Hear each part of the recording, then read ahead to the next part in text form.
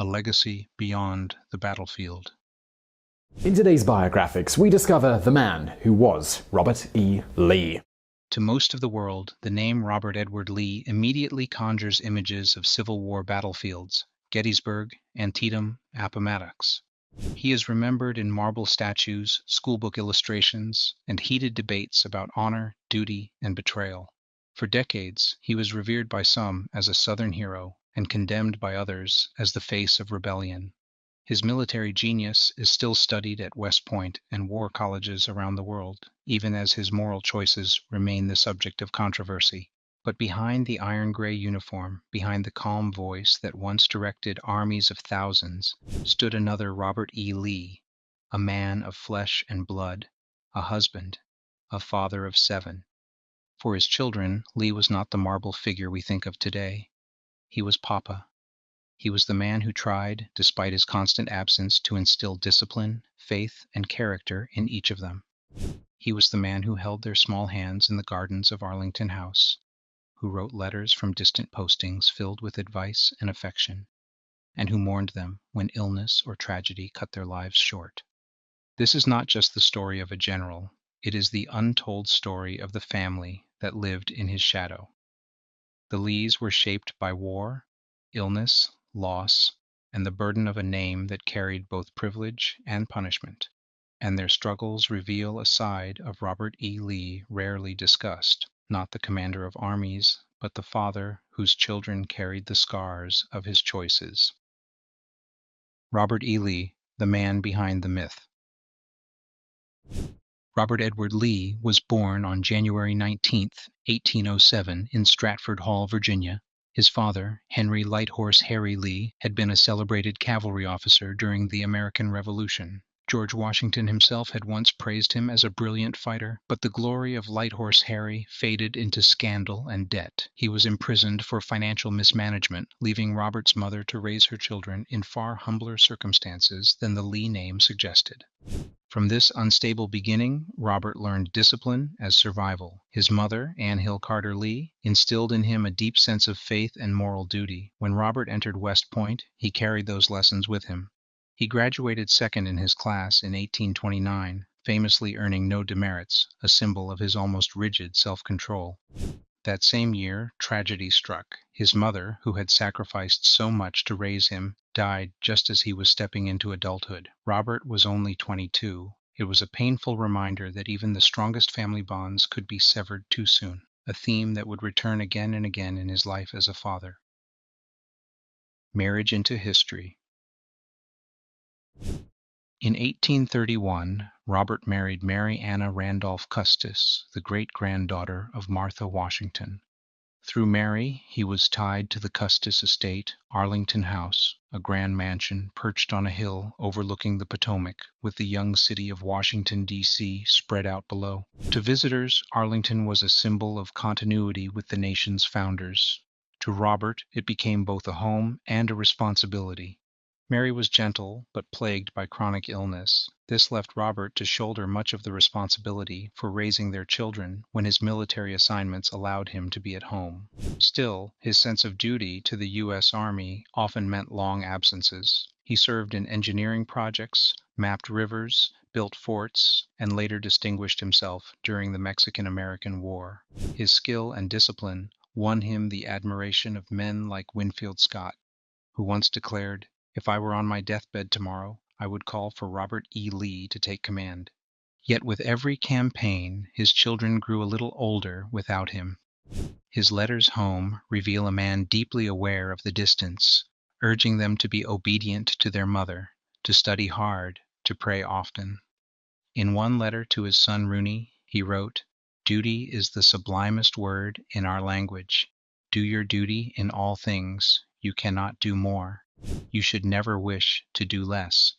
That creed of duty was the foundation upon which Lee built both his career and his approach to fatherhood. But while it gave his children discipline, it also imposed a burden. They were never just ordinary children, they were Lees, and that meant expectations, sacrifice, and sometimes heartbreak. The breaking of a nation, the breaking of a home. By 1861, the United States stood on the brink of disunion. When Virginia seceded, Robert Lee was faced with an impossible choice: remain with the U.S. Army, where he had served faithfully for 3 decades, or follow his home state into rebellion. President Abraham Lincoln had offered Lee command of Union forces, a position that might have changed the course of history, but Lee declined. In his own words, he could not raise his sword against my relatives, my children, my home. With that choice, the course of his life, and the lives of his children, was forever altered.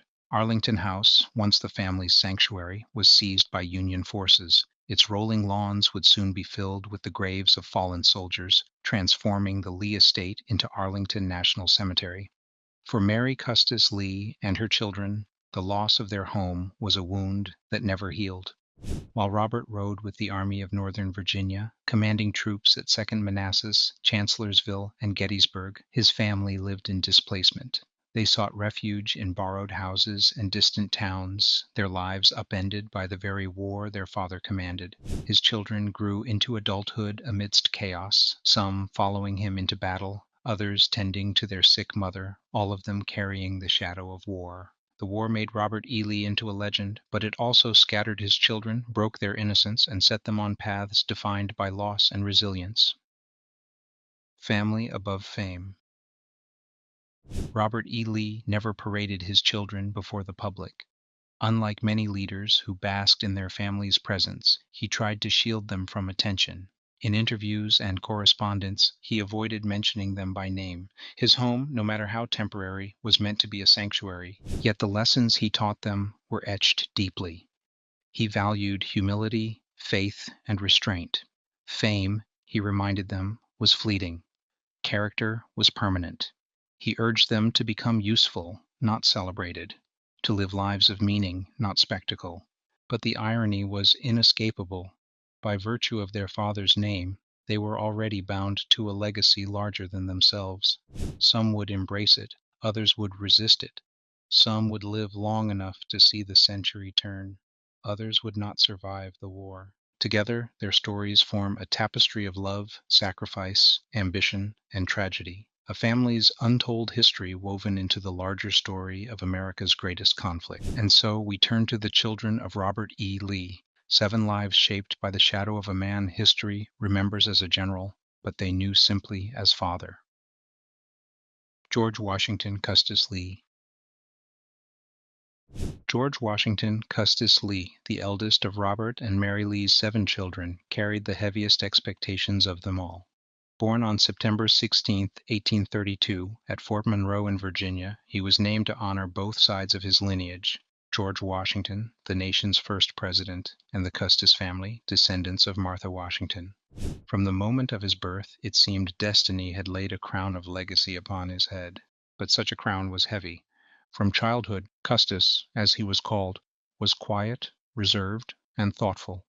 He watched his father with an almost solemn admiration. Robert E. Lee, often away on duty, still took time to instill lessons in him through letters and brief visits. He urged Custis toward excellence, toward a life of duty above pleasure. Unlike some children who rebel against a strict parent, Custis absorbed these lessons, shaping himself into a model of obedience and diligence. By the time he reached adolescence, it was clear that Custis was gifted.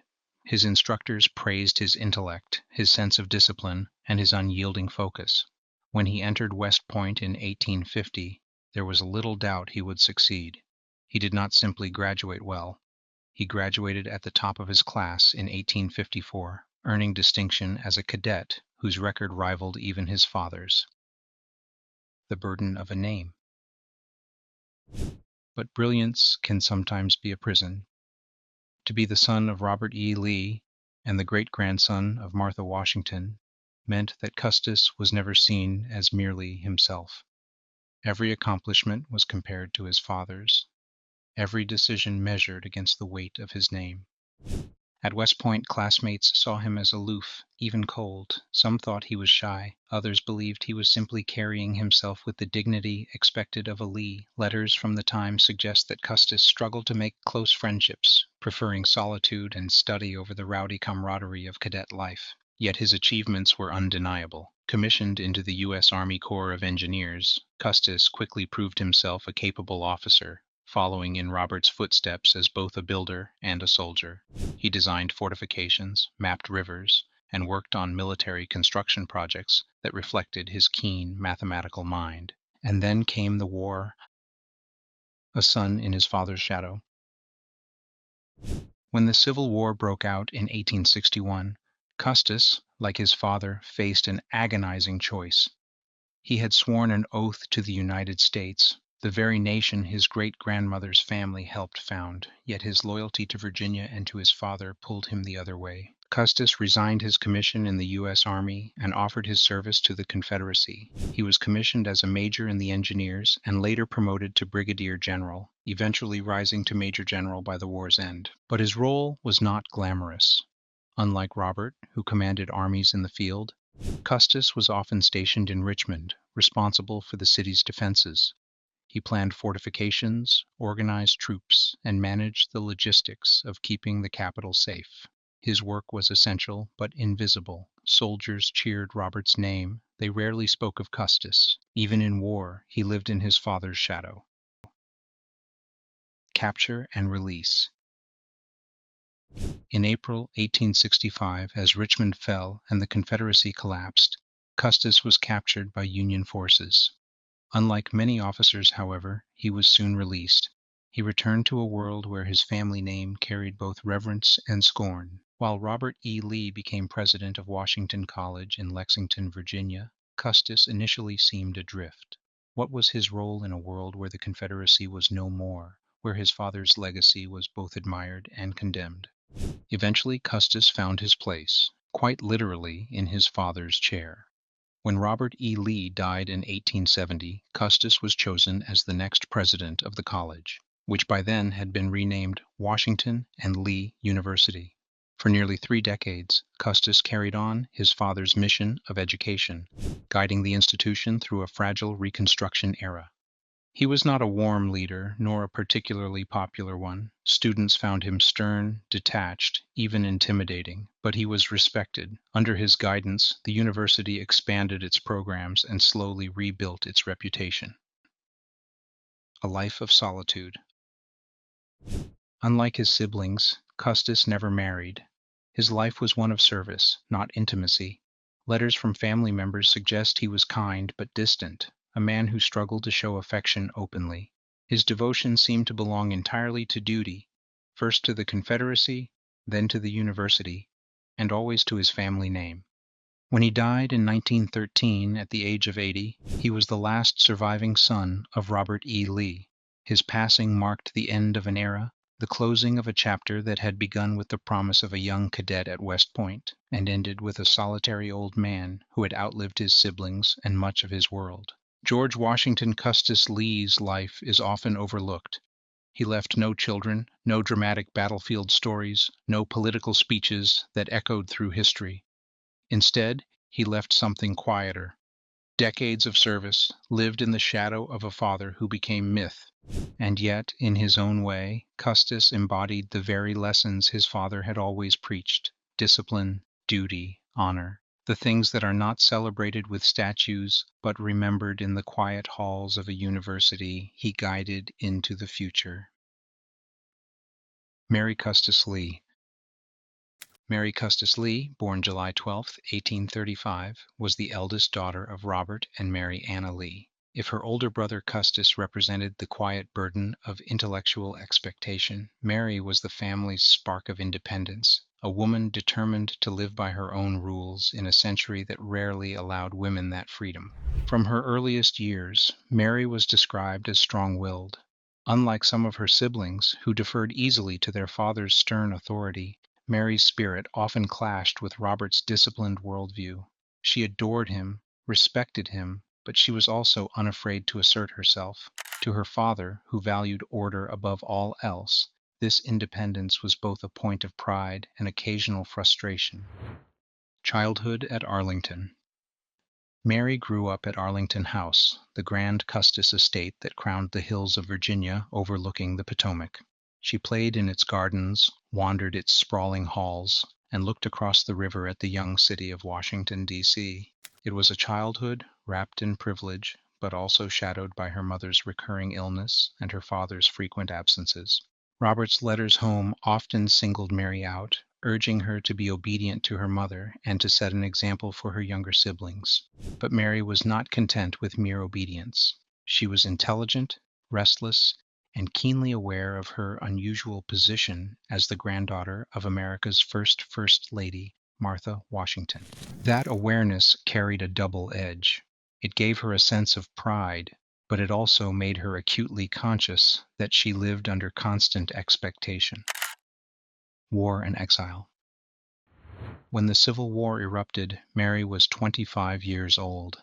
The family fled Arlington, their ancestral home, as Union forces closed in. The seizure of the estate would cut Mary off forever from the place that had defined her childhood. Within months, the grounds of Arlington House were being used as a cemetery for Union soldiers, what would become Arlington National Cemetery. For Mary, the loss was deeply personal. It was not only the loss of home, but of heritage. She would never again walk freely through the gardens she once played in, never again call Arlington hers. That sense of exile haunted her for the rest of her life. During the war, Mary lived a restless existence, moving between relatives and safe houses.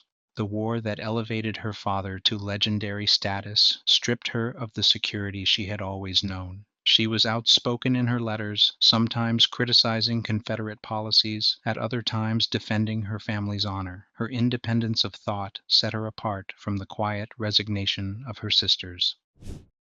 A life untethered.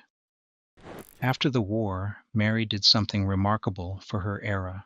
She refused to settle into the conventional roles expected of women of her class. She never married. She never tied herself permanently to a household. Instead, she chose a life of movement and independence, becoming a traveler and in some ways an adventurer. Mary journeyed widely, visiting Europe, the Middle East, and even Asia.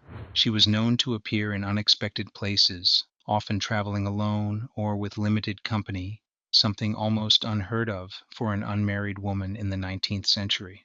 In a letter, she described her experiences abroad with curiosity and wonder, marveling at the architecture of Italy, the bazaars of Cairo, and the solemn beauty of Jerusalem. These travels gave Mary a perspective few women of her generation shared. She saw firsthand the ways in which nations carried their histories, remembered their heroes, and honored their dead. Perhaps it was this perspective that gave her both resilience and melancholy when reflecting on her own family's legacy. Clashes with convention. Mary's independence was not always celebrated. Within the tightly bound world of post-war Virginia, her refusal to marry was seen as unusual, even rebellious. Relatives and acquaintances often wondered why she chose solitude over family life. But Mary herself seemed unconcerned. She valued freedom above conformity. Her relationship with her father reflected this tension. Robert admired strength of character, but he also valued order and tradition. Mary sometimes pushed against both, yet even when they disagreed, their bond endured. She carried his lessons of discipline even as she reshaped them into her own kind of life. Later years and final rest. As the years passed, Mary remained a figure of quiet mystery in the Lee family.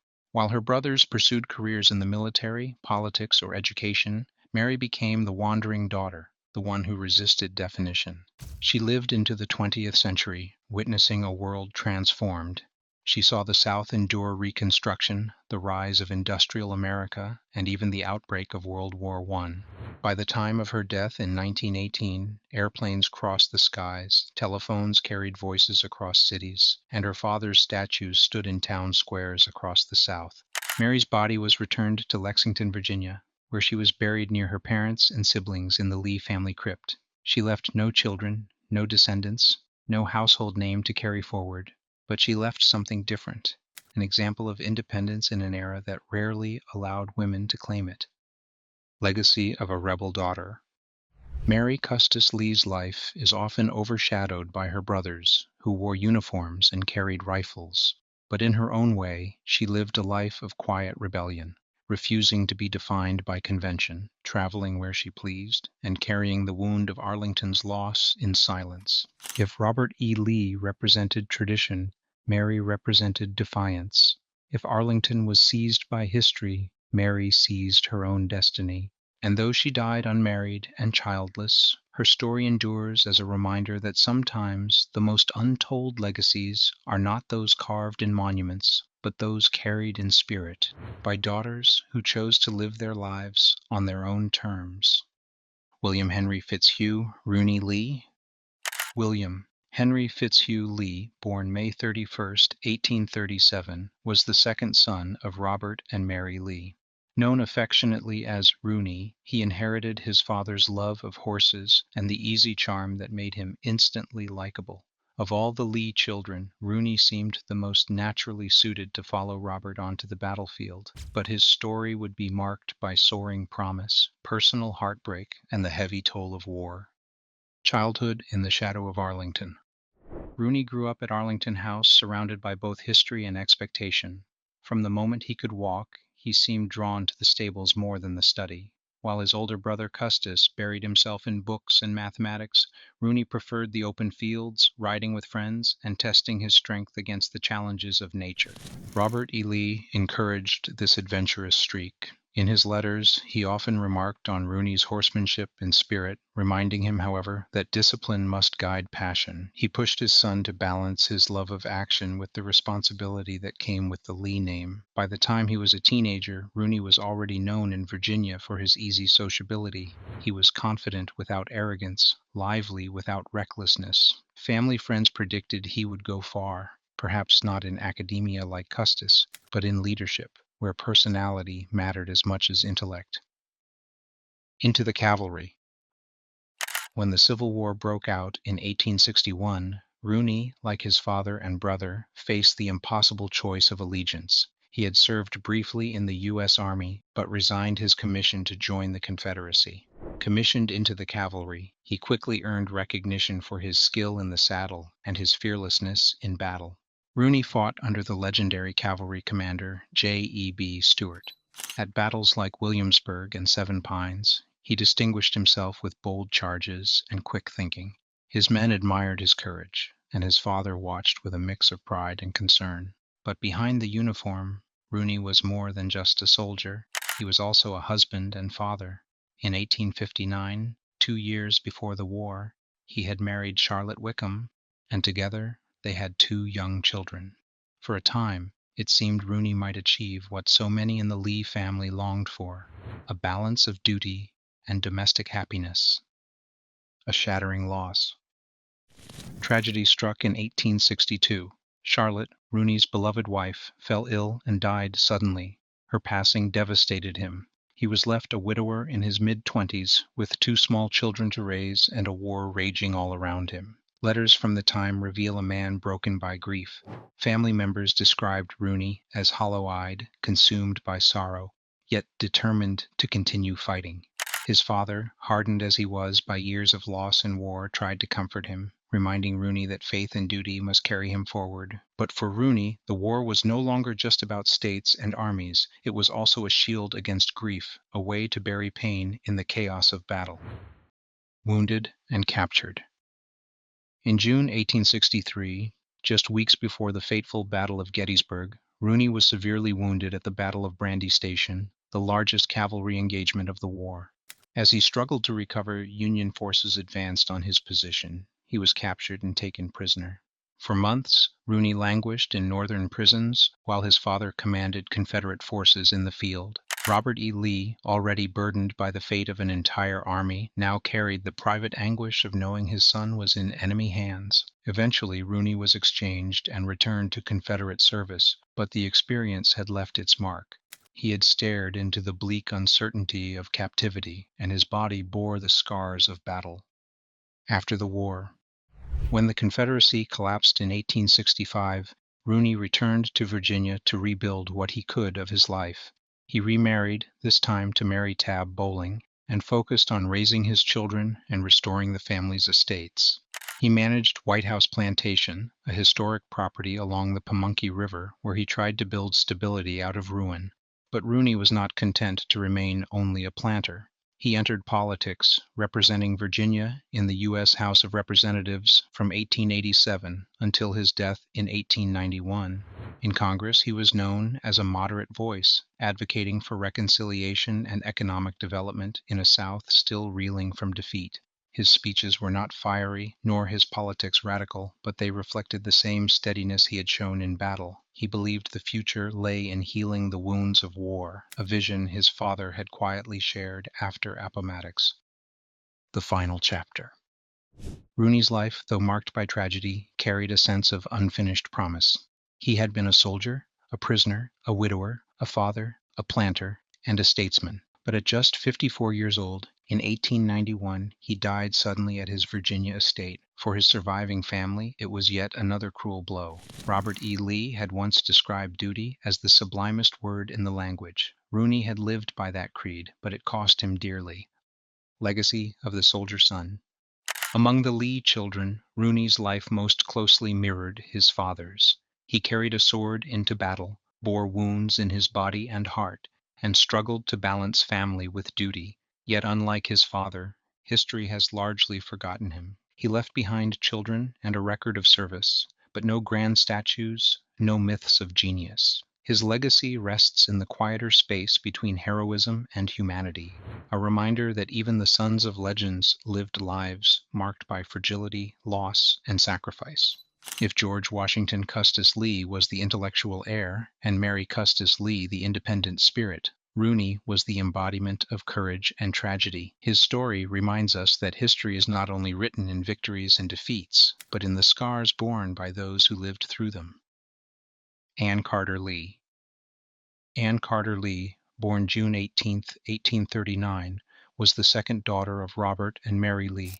Among all the Lee children, Anne was remembered as the most delicate in health, in spirit, and in the brevity of her life. While her siblings pursued travel, military careers, or public service, Anne's journey was destined to be short, a fragile thread woven briefly into the tapestry of the Lee family's legacy. Childhood in the Garden. Anne grew up at Arlington House during what many would later call its golden years. The sprawling estate, with its columns and sweeping views of the Potomac, was filled with the bustle of children. Yet even in those lively halls, Anne seemed quieter than the rest. Family recollections describe her as gentle, thoughtful, and often content to sit in the gardens, sketching or reading while her brothers played more boisterous games. She was particularly close to her sisters, Mary and Agnes, forming a bond of companionship that carried them through the frequent absences of their father and the long bouts of illness that plagued their mother. Robert himself treasured Anne's sweetness. In his letters, he sometimes referred to her affectionately as his precious Annie, the child whose kindness softened the stern edges of his soldier's heart. The war arrives. By the time the Civil War broke out in 1861, Anne was 22 years old. The family fled Arlington and entered a world of exile and displacement. They moved between borrowed houses and the homes of relatives, carrying only fragments of the life they had left behind. For Anne, the loss of Arlington was devastating. That home had been her sanctuary, the backdrop to her short life. Its gardens, its rooms, and its quiet corners had provided her with a sense of belonging. Now it was gone, seized by Union forces, transformed into a symbol of her family's downfall. Unlike her brothers, who threw themselves into the war as soldiers, Anne had no outlet for action. She lived in the shadow of conflict, her days filled with worry for her father at the front and her brothers in harm's way. The weight of uncertainty, combined with the strain of constant upheaval, weakened her already fragile health. Illness and decline.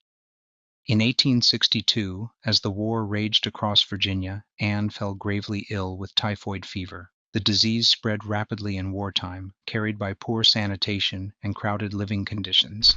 For Anne, it was a cruel blow at the worst possible time. Her condition worsened quickly. Family members gathered around her bedside, praying for recovery. Robert, commanding the Army of Northern Virginia, was unable to leave his post to be with her, one of the deepest sorrows of his life. He later wrote of the anguish of losing her without being able to hold her hand or whisper a final goodbye.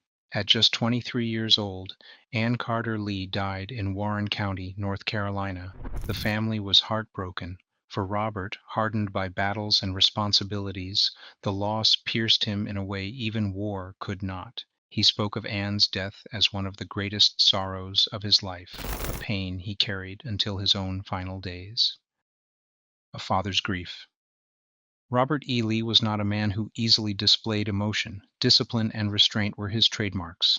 But Anne's death revealed the depth of his humanity. In letters, he mourned her openly, describing her as a soul too pure and too gentle for the world she inhabited. Her passing was more than a private loss. It was also symbolic of the war itself. As Anne's young life was extinguished, so too was the innocence of the Lee family. The war had taken their home, their security, and now their daughter. A life remembered. Though Anne left behind no writings of her own, no children, no lasting career, her memory lived on in the hearts of her family. Her sisters often spoke of her gentleness, her piety, and her quiet presence. She became a symbol of the fragility of life during wartime, a reminder that not all losses were measured in battles won or lost. Anne was buried in North Carolina, far from Arlington, far from the home she had loved so dearly. Later, her remains would be moved to Lexington, Virginia, to rest alongside her parents and siblings in the Lee family crypt. The Fragile Flower. Anne Carter Lee's story may be brief, but it is no less significant. She represents the countless young lives cut short during the Civil War, not only on the battlefield, but in the homes and sickbeds of a nation torn apart. To her father, she was Precious Annie. To history, she is a reminder that even the families of generals were not spared the personal tragedies of war. Her life was like a flower that bloomed briefly in the gardens of Arlington, only to wither too soon, leaving behind the faint memory of beauty in a world consumed by loss. Eleanor Agnes Lee. Eleanor Agnes Lee, born February 27, 1841, was Robert and Mary Lee's third daughter, and the child many considered the most devout of the family. Known simply as Agnes, she grew up in the shadow of Arlington's great columns, surrounded by siblings who would scatter in different directions, but she chose a quieter, more spiritual path. Her life, though brief, was one of devotion, sacrifice, and ultimately tragedy. A pious and gentle spirit. From her earliest years, Agnes displayed a deep inclination toward faith. Family recollections describe her as contemplative, gentle, and earnest. While her sister Mary was adventurous and rebellious, Agnes was content with study, prayer, and long walks in the gardens of Arlington House. She grew especially close to her father, writing him tender letters when he was away on duty. In one, she expressed her longing for his presence, reminding him that his children prayed for his safety every night. Robert, often starved of warmth amid the rigors of command, cherished Agnes's affectionate spirit. Mary Anna Lee, weakened by chronic illness, leaned on her daughters for companionship and care. Agnes stepped naturally into the role of helper and comforter. She seemed to accept the burdens of her family without complaint, seeing them as part of her calling. The disruption of war. When the Civil War erupted, Agnes was just 20 years old. Like her sister Anne, she was forced to leave Arlington and live in exile as Union forces seized the estate. The Lee daughters, once surrounded by elegance and stability, now lived as refugees, moving between borrowed houses and the homes of sympathetic relatives. Agnes carried her Bible wherever she went, clinging to faith as her anchor amid chaos. Her father, now the commanding general of the Confederate Army of Northern Virginia, was rarely able to visit. Instead, they exchanged letters, often filled with spiritual reflection. Robert frequently urged her to guard her health, knowing that her constitution, like Anne's, was fragile. But the war placed heavy strain on the entire family. Food was scarce. Constant movement wore them down. Anxiety over their father and brothers at the front weighed on them daily. For Agnes, the physical and emotional toll was especially severe. Caregiver and comforter. During the war, Agnes dedicated herself to caring for her mother, whose rheumatism often left her in pain and unable to walk. Agnes became her constant companion, managing household tasks, tending to her sisters, and writing letters on behalf of the family. This caregiving role deepened her sense of duty, but it also consumed her youth. While other women her age were marrying and beginning families, Agnes seemed to set aside personal ambition for the sake of devotion to her parents, to her faith, and to the memory of her deceased sister Anne. Friends and relatives often remarked on her quiet strength. She had none of Mary's rebellious streak, nor Mildred's flair for society. Agnes was steady, dependable, the daughter who held the household together when the rest of the world fell apart. The decline of health. By the early 1870s, years of stress and sacrifice had left Agnes physically weakened. She began to suffer from symptoms of tuberculosis, then commonly called consumption. At the time, there was no cure. Rest and relocation to drier climates were often prescribed, but Agnes remained in Virginia, unwilling to abandon her family. Her father had died in 1870, a loss that shook her deeply. For Agnes, Robert had not only been a father, but a spiritual guide. His death left her unmoored, struggling to fill the void with her own faith and strength. Her health deteriorated rapidly in the years that followed. In 1873, at just 32 years old, Agnes succumbed to the disease. She was buried in the Lee family crypt in Lexington, Virginia, alongside her father and siblings. The Devout Daughter. Agnes's story may seem quieter than those of her soldier brothers or her adventurous sister Mary, but it is no less powerful. She represents the countless daughters of her generation who sacrificed their youth and their health to serve family and faith in a world shattered by war. Her letters reveal a tenderness and depth of spirit that outlived her fragile body. Her death was another wound for Mary Custis Lee, who had already buried one daughter, Anne, just a decade earlier. For the surviving siblings, Agnes's passing underscored the fragility of their family's legacy. Legacy in silence. Agnes left no children, no marriage, no great public record. Yet her devotion remains preserved in the stories passed down by relatives and in the quiet dignity with which she lived. Her name is etched not in monuments, but in the memory of sacrifice, the kind that sustains families in their darkest hours. If Anne was the fragile flower of the Lees, Agnes was the candle, burning herself down to give light to others. Robert E. Lee, Jr.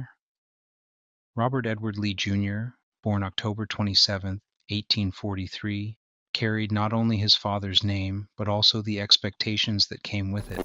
As the youngest son in a family dominated by military tradition and historic legacy, Robert Jr. often seemed caught between two worlds: the disciplined life of the Lees and the yearning for a simpler, freer existence.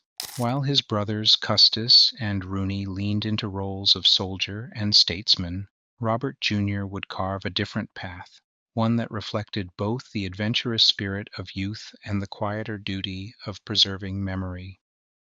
A youth at Arlington. Robert Jr. spent his early childhood in the grand halls of Arlington House, where his father's presence loomed large but intermittent. As the youngest boy, he was indulged more than Custis or Rooney, yet Robert E. Lee still insisted on instilling discipline. Family accounts describe young Robert as spirited and lively, with a particular fondness for outdoor play. He loved horses, dogs, and the rough-and-tumble games of boyhood. His father often reminded him that while energy was admirable, character mattered more. Letters from Robert E. Lee to his youngest son often carried advice wrapped in tenderness, reminders to be obedient, to care for his mother, and to live up to the family's name. For Robert Jr., the shadow of his father's reputation was less of a burden during boyhood and more of an ideal to strive toward. Into the war. When the Civil War erupted in 1861, Robert Jr. was just 18 years old. Like his brothers, he enlisted in the Confederate Army. Commissioned as a captain, he joined the Rockbridge Artillery before later serving on cavalry staff. Though brave, Robert Jr. was never as prominent in the war as Custis or Rooney. His role was more modest, yet it placed him in the thick of the conflict, riding under the same banner his father commanded. He experienced the hardships of camp life, the fear of battle, and the endless uncertainty of whether the Confederacy would endure. For Robert E. Lee, seeing his youngest son march into war was another burden. As a father, he worried for Robert Jr.'s safety. As a general, he treated him no differently than any other officer. Duty, after all, spared no one. A post-war farmer. When the Confederacy collapsed in 1865, Robert Jr., like millions of Southerners, faced a future stripped of certainty. With no army to serve, no estate to inherit at Arlington, and no clear profession, he turned to the land. Robert Jr. managed a series of farms in Virginia, including a property along the Pamunkey River. Unlike Rooney, who balanced planting with politics, Robert Jr. preferred the life of a country gentleman. He raised crops, managed workers, and embraced the rhythms of agriculture. But farming in post-war Virginia was no idle.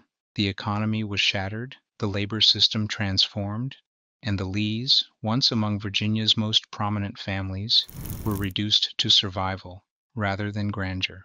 Robert Jr. bore these difficulties with resilience, living a life far less public than his brothers, but no less defined by the shadow of war. The writer of memory. Where Robert Jr. truly distinguished himself was not on the battlefield or in politics, but in the realm of memory. In 1904, he published Recollections and Letters of General Robert E. Lee, a memoir that offered the public an intimate view of the man who had become myth. The book did not dwell on strategy or politics. Instead, it revealed the father behind the general, the man who played with his children, who wrote them advice from distant posts, who grieved over their losses, and who, in Robert Jr.'s words, was the noblest man he had ever known. Through these recollections, Robert Jr. helped shape how future generations would remember Robert E. Lee. His memoir softened the image of the stern commander, painting instead a portrait of a loving father and dignified leader. Critics might argue that the book was hagiographic, a son's devotion rather than an objective record. Yet for countless readers, it humanized a man too often seen only in marble and myth, family life. Unlike his siblings Custis, Mary, Agnes, and Mildred, Robert Jr. married. In 1871, he wed Charlotte Haxall, with whom he shared a modest but stable domestic life. Together, they raised children who carried forward the Lee line into the 20th century. This decision to marry and have children distinguished him from many of his siblings, whose lives ended without heirs. Robert Jr. ensured that the Lee name would not end with him, giving his family continuity in a world where so much of their legacy had been uprooted. Final years. Robert Jr. lived well into the new century, dying in 1914 at the age of 71. By then, the world had changed dramatically. Airplanes crossed the skies, automobiles replaced carriages, and America had emerged as a modern power. For Robert Jr., who had once ridden into battle under his father's command, these transformations must have seemed both bewildering and awe-inspiring. He carried with him the memories of a world long gone, of Arlington before it became a cemetery, of the Confederacy before it collapsed, of a father who had been more than a general, but also a guiding star, the keeper of memory. Robert Edward Lee Jr. may not have commanded armies or built fortifications. He may not have traveled the world or stood in political chambers, but he preserved something far more intimate, the memory of his father and the humanity of a family caught in history's storm. Through his writings and his life, he offered future generations a window into the private Lee household, reminding us that even legends were once fathers, once husbands, once men. And in that sense, Robert Jr. ensured that the Lee legacy was not only carved in monuments, but carried in memory. Mildred Child Lee. Mildred Child Lee, born February 10, 1846, was the youngest daughter of Robert and Mary Lee. To her siblings, she was Millie, bright, charming, and full of youthful energy. Growing up at Arlington, she was doted on not only as the baby of the family, but also as a child whose lively personality seemed to bring warmth even to the most disciplined corners of the Lee household. Her life would be shaped by the dual forces that shaped all the Lees: privilege and loss, expectation and tragedy. As the last surviving daughter of Robert E. Lee, Mildred became in many ways the bridge between the world of the Civil War and the new century that followed, the darling of Arlington. Mildred's childhood was steeped in the splendor of Arlington House. She grew up running through the gardens, riding ponies, and listening to stories of her illustrious ancestors. Her father adored her lively spirit. In his letters, Robert E. Lee often referred to Mildred with particular affection, calling her his charming daughter and delighting in her playful nature. Unlike her older sisters, who carried heavier expectations, Mildred was free to embrace childhood for a little longer. She developed a reputation for wit and grace, qualities that later earned her the nickname the belle of the family visitors. To Arlington often remarked on her charm, describing her as vivacious, intelligent, and disarmingly kind. But childhood idyls rarely last, especially in times of national upheaval. The war comes. When the Civil War broke out in 1861, Mildred was just 15 years old. She witnessed firsthand the collapse of her family's security as Union forces seized Arlington. For a teenager who had known only comfort, the sudden dislocation was jarring. Like her sisters, she lived in exile during the war, moving from place to place as the Lees sought refuge. Her letters reveal a girl forced to grow up quickly, caring for her ailing mother and helping maintain a semblance of domestic life amid uncertainty. She wrote often of longing for her father, who was away commanding the Confederate Army, and of her sadness over the loss of Arlington. For Mildred, the war was not only a conflict of nations, but a personal tearing apart of home, identity, and security. Devotion to family. After the war, Mildred devoted herself to her parents. Her mother's health declined steadily, and Mildred became one of her primary caregivers. She also spent long periods with her father in Lexington, Virginia, where he served as president of Washington College. For Robert E. Lee, Mildred's presence was a balm. Her liveliness softened the burdens he carried as both defeated general and university president. Students at the college often caught glimpses of her walking the campus grounds or riding her horse, her presence a reminder that the Lees, though scarred by war, remained a family rooted in dignity. A life without marriage. Unlike her adventurous sister Mary, Mildred did not travel the world. Unlike her brothers, she did not pursue careers in the military or politics, and unlike many women of her generation, she never married. Why Mildred chose a single life remains uncertain. Some suggest her devotion to her parents left little room for courtship. Others believe the chaos of war disrupted opportunities for romance. Still others speculate that she simply preferred independence. Whatever the reason, Mildred's life as an unmarried woman gave her freedom, but also placed her in a delicate social position in post-war Virginia. She remained admired as a belle in her youth, but as the years passed, she shifted into the role of caretaker, historian, and keeper of the family's memory. The lost cause generation. As the decades rolled on, Mildred came to embody what historians later called the lost cause generation, the daughters of the Confederacy who carried forward the memory of the war not through battle, but through culture, tradition, and commemoration. Mildred attended memorial events, supported veterans groups, and worked quietly to preserve her father's reputation. To many in the South, she symbolized continuity, the last of Robert E. Lee's daughters, living proof that the general's family endured even after the Confederacy had fallen. Yet behind the public image was a woman of warmth and humor. Family letters recall Mildred's laughter, her fondness for storytelling, and her ability to charm guests with her wit. She was both a symbol and a sister, both a relic of the past and a woman who found ways to make her own place within it. Final years. Mildred lived until 1905, long enough to see the South transformed by Reconstruction and industrialization. She witnessed the rise of railroads, factories, and new cities, yet she carried with her the memory of Arlington's gardens and the world that was lost when she was just a teenager. She died at the age of 59 and was laid to rest in the Lee family crypt in Lexington, alongside her parents and siblings. With her passing, another chapter of the Lee family's intimate story came to a close. The belle who bridged eras.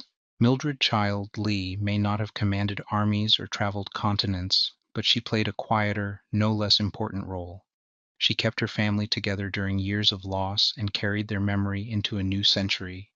Her charm, devotion, and grace made her the darling of the Lee household, and her longevity ensured that her voice was among the last to speak for a generation shaped by war. In her life, we see both the fragility and resilience of the Lee family, a reminder that sometimes the most enduring legacies are carried not by generals or politicians, but by daughters who keep memory alive. A family defined by legacy. The story of Robert E. Lee's children is not a tale of triumph alone, nor one of unbroken tragedy. It is a story of contrasts, just like their father's life. Together, they form a portrait of a family caught between history and humanity.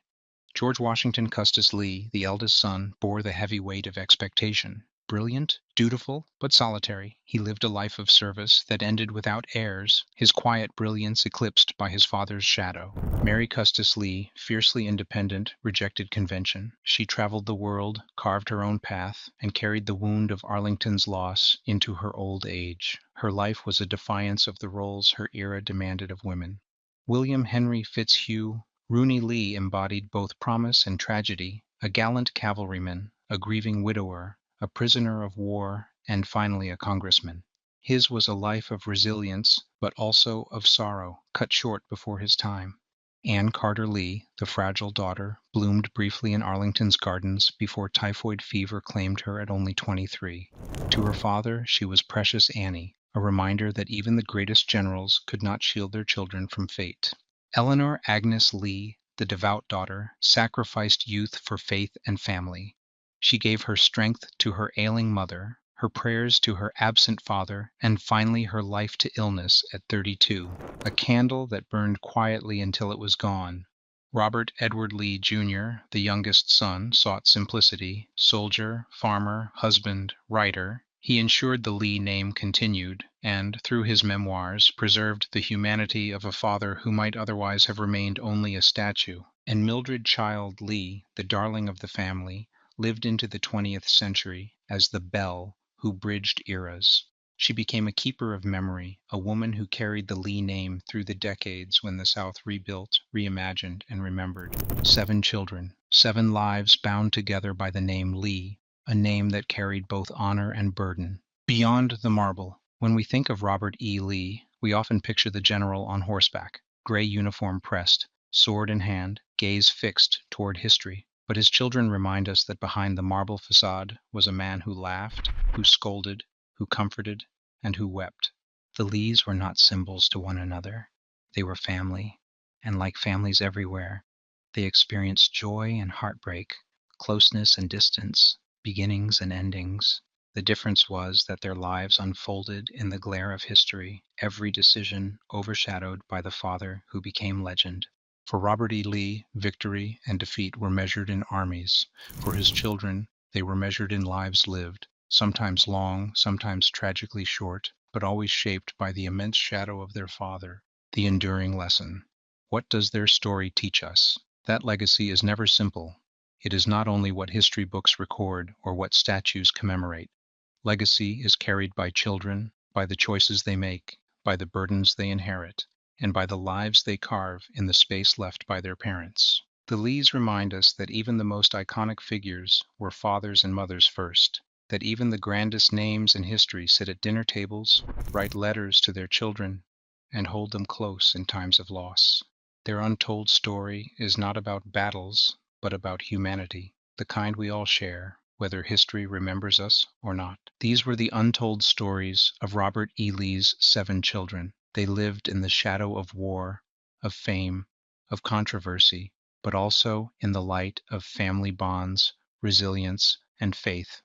Their lives remind us that behind every name etched in history, there are quiet stories waiting to be told. If you found this journey into hidden history compelling, make sure to subscribe to Things That Make You Go, for more cinematic stories of families whose lives unfolded beyond the headlines. Don't forget to like this video and share it with someone who loves history that digs deeper than the textbooks. And now, I'll leave you with a question. Which famous family should we uncover next? Drop your suggestion in the comments below. Your idea might be the next untold story we bring to life.